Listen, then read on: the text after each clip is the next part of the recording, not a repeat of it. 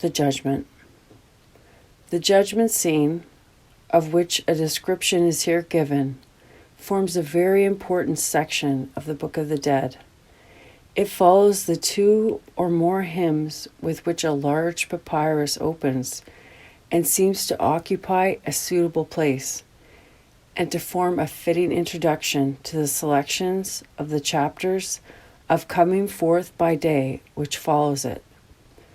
These chapters refer to and deal with the events which took place in the life of the deceased, who has succeeded in entering the realm of Osiris, the god of the dead. By they, of necessity, were absolutely useless to anyone who had not passed the judgment and been permitted by this god to enter his dominions. Those who were condemned in the judgment were devoured straightway by the eater of the dead and ceased to exist.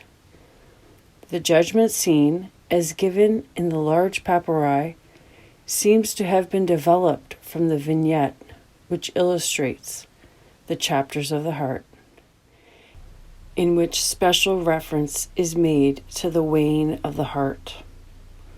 Where and when the judgment took place is unknown, but the original idea seems to have been that the broad heavens, or a certain portion of them, formed the judgment hall, and the judgment took place in the presence of the 3 companies of the gods.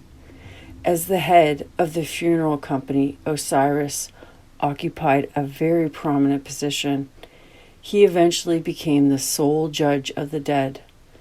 The judgment of each individual seems to have taken place soon after death, and annihilation or everlasting life and bliss have been decreed at once for the souls of the dead.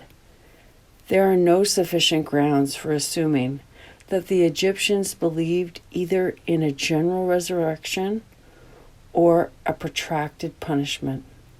How far they thought that the prayers of the living for the dead were effectuous in arresting or modifying the decree of doom cannot be said, but very considerable importance was attached by them to funeral prayers and ceremonies in all ages, and there is no doubt that they were the outcome of the firm belief that they would result in the salvation and well-being of the souls of the dead.